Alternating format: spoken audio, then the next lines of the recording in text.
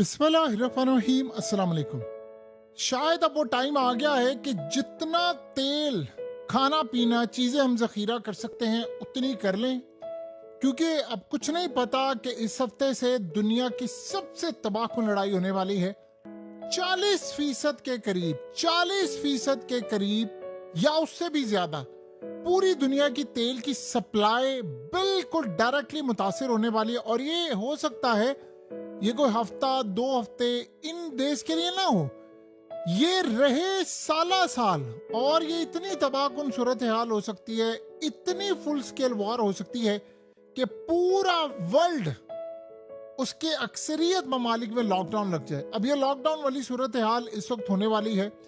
देखिए, इंडिया तैयार हो चुका था। आपको याद है कि लास्ट ये जो जंग छिड़ी हुई थी, इंडिया लॉकडाउन की तरफ जा रहा था। जब मोदी ने स्पीच की और उसने कहा सारी पूरे मुल्क को सोना नहीं खरीदना, तेल का मामला बड़ा खराब था। एक तो सप्लाई नहीं थी, बहुत सारी चीजें थी। और उसने कहा था कि जितने लोग हैं वो मिलकर जाया करे, बाइक पर, गाड़ी पर, यानी एक गाड़ी हो उसमें 4-4, 5-5 लोग ट्रेवल करें।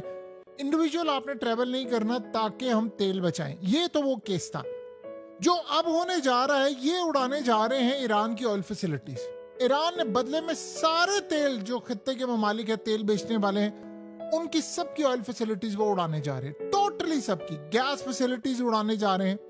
ईरान की भी ऑयल फैसिलिटीज तबाह हो जाएंगी। दो चीजें यहां ज़हन में रख लें, $200 बैरल तक तेल को ले जाने में इससे बड़ा कोई काम नहीं हो सकता। यानी बड़ी ही आसानी के साथ $200 बैरल क्रॉस कर जाएगा। अभी तो ट्रंप ने जिस तरह मार्केट को मैनेज किया, 2 नंबर तरीके से तेल को मैनेज किया। प्रॉब्लम 2 होने वाली है। प्रॉब्लम ये होने वाली है कि एक तो तेल की कीमतें जाएंगी ऊपर, दूसरा तेल मिलेगा नहीं, क्योंकि ये जो ऑयल फैसिलिटी सबकी तबाह हो जाएंगी। अगर ईरान उस पाबंदियां लग जाती हैं तो दुनिया में तेल की कीमतों का क्या बहरान होता है। आप यहां से अंदाजा करें, अगर ऑयल फैसिलिटीज तबाह होगी, ईरान की बिजली चली गई, तेल गया, तो आप ये ज़हन में रखिए दुनिया में जो सबसे बड़ा मुतासिर मुल्क होने वाला है दुनिया में, वो चाइना होगा। चाइना मुतासिर हुआ तो वर्ल्ड कोलैप्स है, पूरी तरह कोलैप्स है। लॉकडाउन के अलावा कोई सूरत हाल नहीं। उसकी वजह क्या है? ये जो अभी तक दुनिया के अंदर इतनी तबाही, आप साउथ कोरिया की बर्बादी देख रहे हैं, जापान की स्टॉक मार्केट, ये वो, यूरोप, ये अभी तक चाइना सरवाइव कर गया है। अगर चाइना ईरान से ना तेल ले रहा होता तो वर्ल्ड ने सरवाइव नहीं करना था। किसी गलतफहमी में ना रहिएगा कि वर्ल्ड सरवाइव कर जाता, सवाल ही पैदा नहीं होता। किसी वर्ल्ड ने सरवाइव नहीं करना था। तो फिर सिनेरियो क्या था और क्या होने वाला था? असल सिनेरियो ये था कि सरवाइव करने के अलावा असल कहानी ये थी कि चाइना सस्ता तेल लेता रहा, उनकी प्रोडक्शन चलती रही, तो ये दुनिया के अंदर माल जाता रहा। अब सोचे, चाइना बड़ी तादाद में गल्फ कंट्रीज से, सऊदी अरब से लेकर हर जगह, यानी कतर से भी वो गैस और ये तमाम चीजें लेता है, ईरान से लेता है। अब चाइना मुतासिर हुआ, उसकी प्रोडक्शन मुतासिर हुई तो वर्ल्ड कोलैप्स। आप सिंपल सी मिसाल ले ले, यूरोप की क्या सूरत हाल है। अभी ये जो यूरोप के साथ मामला हुआ है, ये खास तौर पर हमने जो एयर कंडीशनर वाला मामला देखा है, ये क्या था? ये आप अंदाजा कर सकते हैं कि यूरोप की ये सूरत हाल थी कि यूरोप इतनी बुरी तरह मुतासिर हुआ कि जो एसी थे वो यूरोपियन कंपनीज के नहीं थे, वो चाइनीज थे। और लपक कर ये सारे एसी बाय कर रहे थे। और अगर चाइना पीछे ना होता तो ये कर ही नहीं सकते थे। अब आप 2 मिनट के लिए अंदाजा करें, अगले साल फिर गर्मी आनी है। और यूरोप के अंदर अभी कोई सूरत हाल नहीं है, दूर दूर तक कोई सूरत हाल नहीं है कि वहां पर कोई मैन्युफैक्चरिंग होगी एसी की। उसको टाइम लगता है यूनिट्स बनाने में। आप चाइना से compete नहीं कर सकते, इस लेवल पर प्रोडक्शन नहीं कर सकते। चाइना ने लाखों यूनिट्स बेच दी। तो व्हाट नेक्स्ट, क्या होगा फिर यूरोप के लिए? यूरोप तो कोलैप्स हो जाएगा। उसके अलावा चाइना भी कोलैप्स होना शुरू होगा, क्योंकि उसकी प्रोडक्शन पर असर पड़ेगा। चाइना ने इसीलिए अपना तेल, आपको पता है इस वक्त मौजूदा सूरत हाल में जितना चाइना तेल स्टोर कर रहा है, आप उसका अंदाजा नहीं कर सकते। अमेरिका समेत दुनिया के तमाम ममालिक के पास इमरजेंसी तेल खत्म हो रहा है, चाइना सस्ता तेल ले रहा है। उनको पता है कि अगर ये लड़ाई अब बड़े पैमाने पर छिड़ गई तो क्या काम। इसीलिए इन्होंने वार्न किया है कि ऐसी सूरत हाल, देखिए ऑस्ट्रेलिया, यूरोप, इंडिया समेत दीगर ममालिक लॉकडाउन में चले जाएंगे। और देखिए, ना तो ऑयल होगा ना नेचुरल गैस होगी। तो आप बताएं फिर आप क्या करेंगे? फिर उसके बाद की सूरत हाल है, ग्लोबल क्राइसिस आसमान पर चली जाएंगी। आपको क्या लगता है कि एयरलाइंस, आज अमेरिका ने वार्निंग जारी की है अपने तमाम शहरियों को कि आप लोगों ने मिडिल ईस्ट नहीं, अब जाना, क्योंकि वहां पर एयरलाइंस जो है वो फ्लाइट्स कैंसिल हो जाएंगी और अपनी फ्लाइट्स रिड्यूस करेंगी, क्योंकि और जब ये जंग छिड़ जाएगी तो फ्लाइट्स रिड्यूस होंगी क्योंकि कॉस्ट बढ़ जाएगी और सिक्योरिटी रिस्क होगा। शिपिंग स्लो छोड़े, शिपिंग होगी नहीं, क्योंकि रेड सी भी बंद है, ये भी बंद हो जाएगा, बाबुल मंदब भी, यहाँ पर भी, और हर जगह तबाही है। फिर शॉर्टेज होगी, आप क्या करेंगे, महंगाई होगी, ट्रांसपोर्टेशन का बेड़ा गर्क हो जाएगा।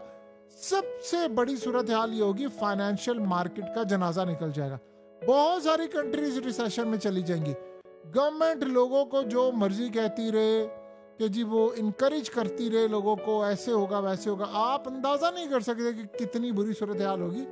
ये वर्ल्ड पूरा लॉकडाउन की तरफ जाएगा, आपको लॉकडाउन की तरफ लेकर जा रहे हैं सारे ममालिक। ये 2020 में तो आपको तैयारी करवाई थी, ये लंबा लॉकडाउन चलेगा अगर ऐसी सूरत हाल, ये वर्स्ट केस सिनेरियो पैदा हो जाता है। इकोनॉमिक ग्रोथ का तो जनाजा निकल जाएगा। बताएं क्या दुनिया अमेरिका को रोक रही है?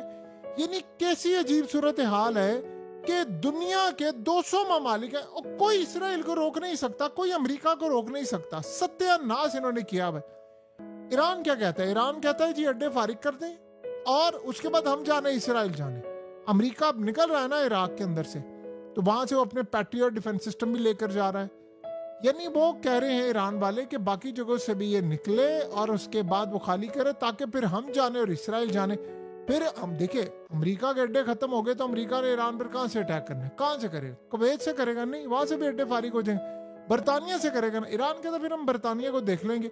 इसराइल से करेगा, हम देख लेंगे फिर उसको। फिर तो ये कर नहीं सकते, रिफ्यूलिंग कहां से करनी है? इधर लंबी रिफ्यूलिंग तो होती नहीं है। तो यहाँ पर अब आप सोचे बेन गुरियन एयरपोर्ट पर जब रिफ्यूल टैंकर्स होंगे तो ईरान के मिसाइल अभी रिसेंटली जो हिट किए हैं उन्होंने क्यों कहा इसराइल को कि अब आप लोग शहरियों को कहा कि आप लोग अपना बचाव करें क्योंकि आप लोग तबाह हो जाएंगे। अब तो कोई भी डिफेंस सिस्टम नहीं रोक सकता, तो आपकी तो तबाही का वक्त आ चुका हुआ है। तो इस तरह के जो मामलात होते हैं वो काफी ज्यादा खतरनाक हो जाते हैं अमेरिका के लिए, इसराइल के लिए और बाकी ताकतों के लिए।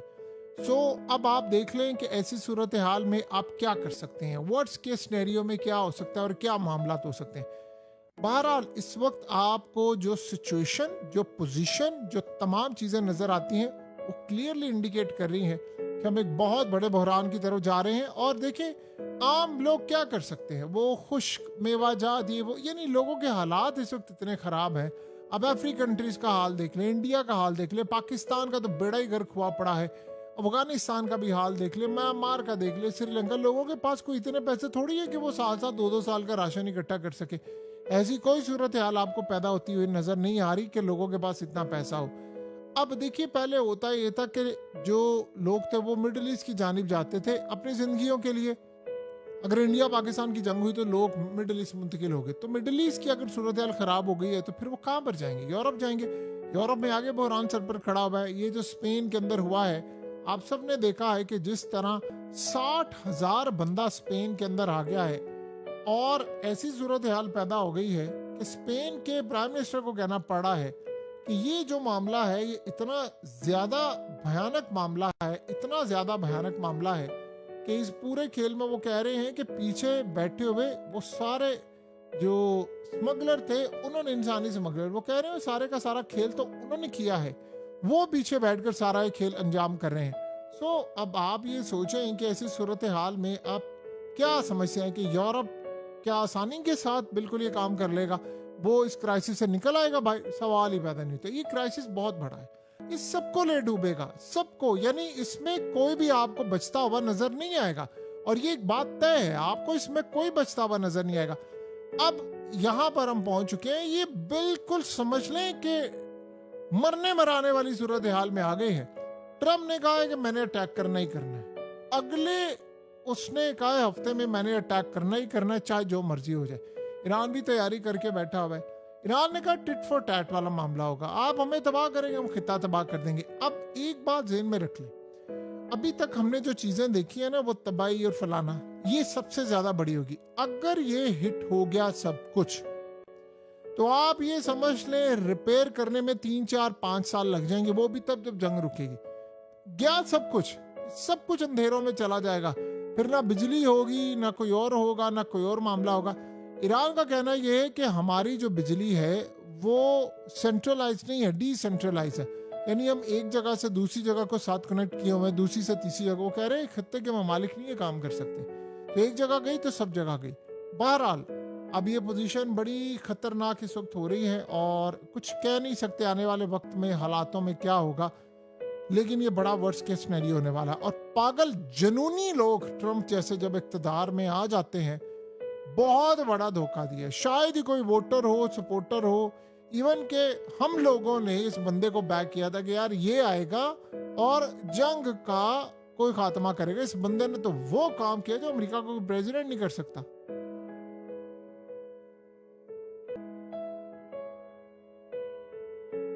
हकीकत टीवी को सब्सक्राइब करना मत भूलें, वीडियो को